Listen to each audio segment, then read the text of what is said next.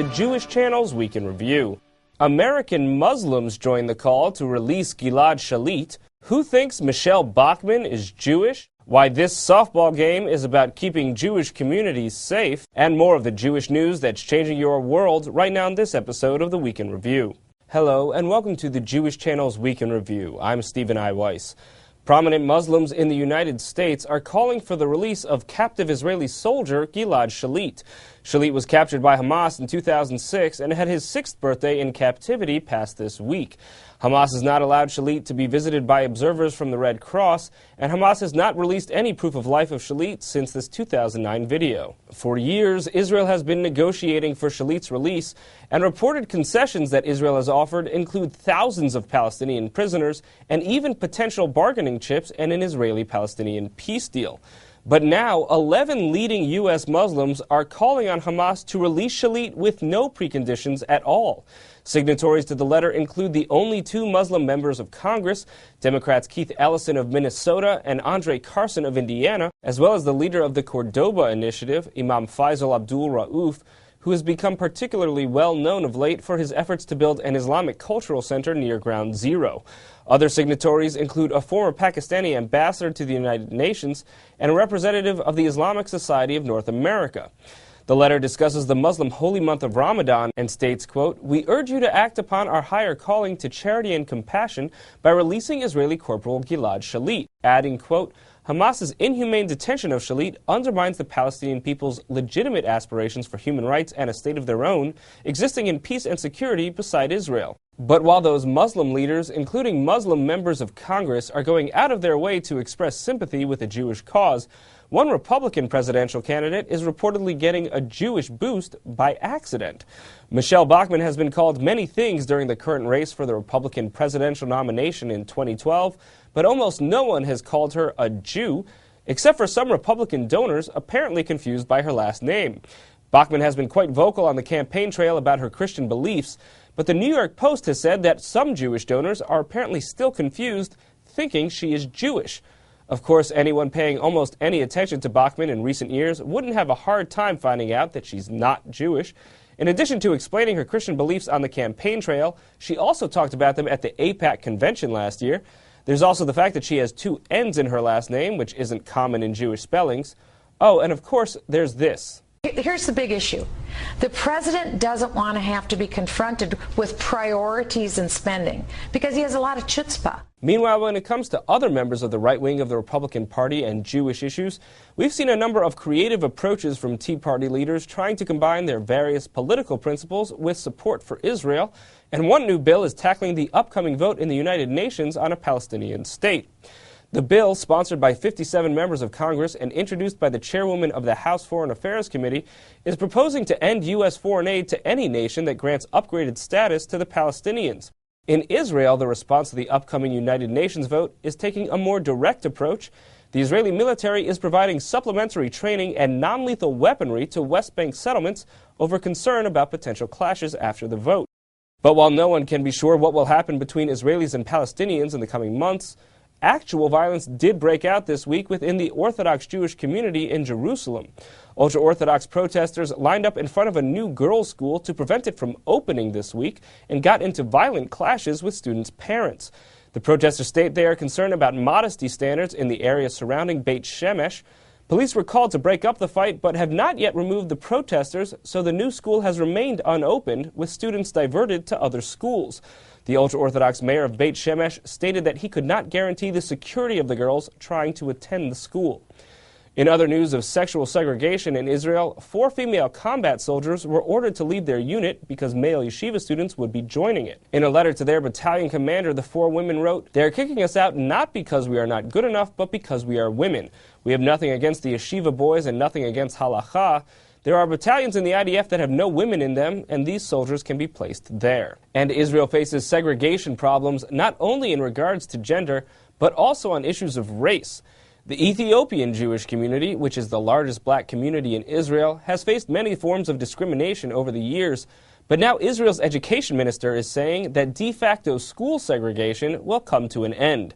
Because of what is being described as an Israeli version of white flight, a number of schools in Israel had developed a significant majority of Ethiopian students. 2 such schools are being targeted for closure and will not open new first-grade classes this year, the education minister said in a speech this week.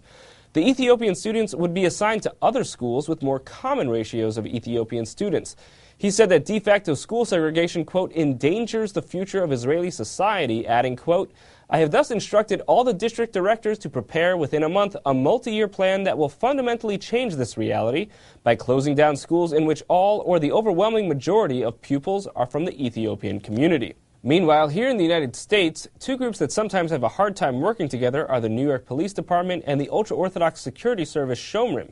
The Shomrim have been receiving negative coverage lately for their failure to immediately report to police the missing Brooklyn 8-year-old Libby Kletsky.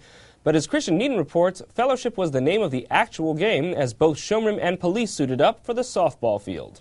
Borough Park residents saw their 2 local patrol organizations wear different kind of uniforms last week, as members of the NYPD's 66th Precinct and the Borough Park Shomrim Safety Patrol took the field for a friendly game of softball. The 2nd annual Greenfield Classic was organized by the area's New York City Council member David Greenfield, who explained his reasoning behind the game.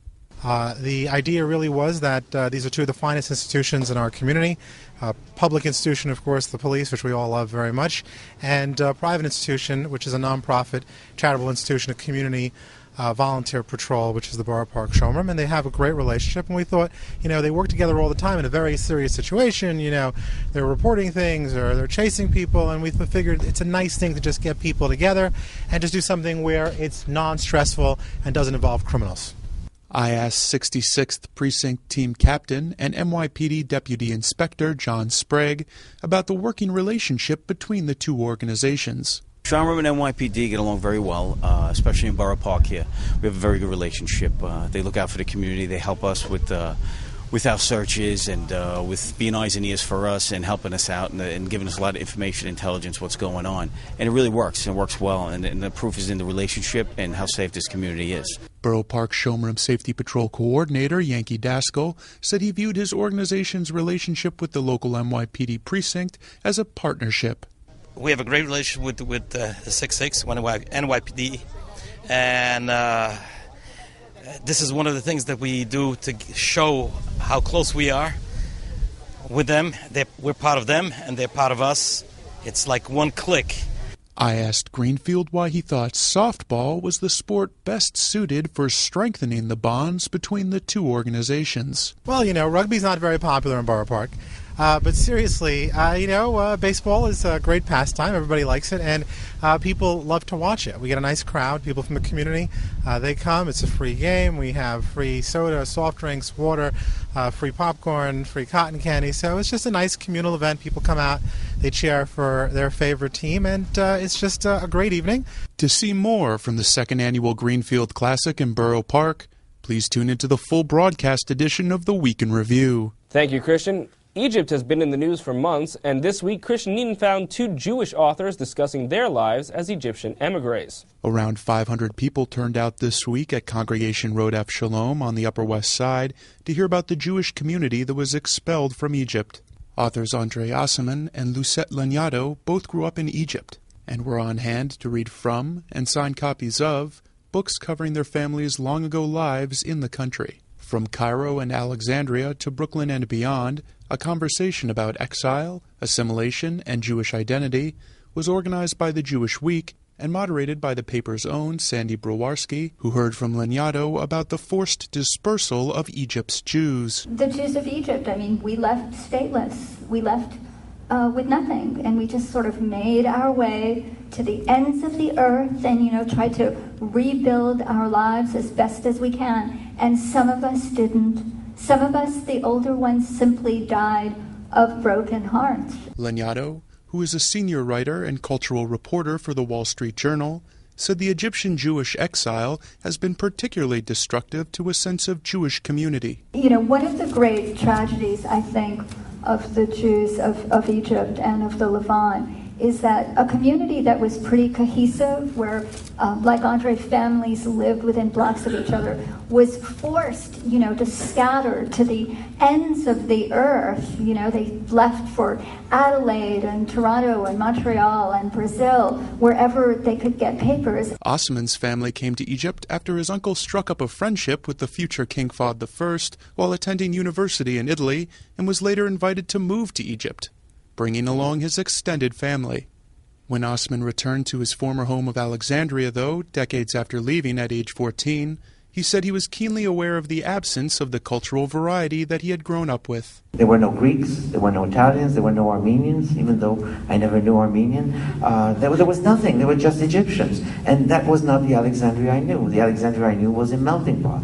To hear more from this conversation about Egypt at Rodef Shalom, please tune into the full broadcast edition of the Week in Review. Thank you, Christian. That's all for this week. From all of us here at the Jewish Channel, be well. The Jewish Channel is available on cable. Time Warner Cable Channel 528, IO Optimum Channel 291, RCN Channel 268, Bright House Channel 330, Verizon Fios Channel 900, Cox Channel 1, Frontier Communications, and now on Comcast Cable in the on-demand menu under Premium Channels. For more information, visit tjctv.com.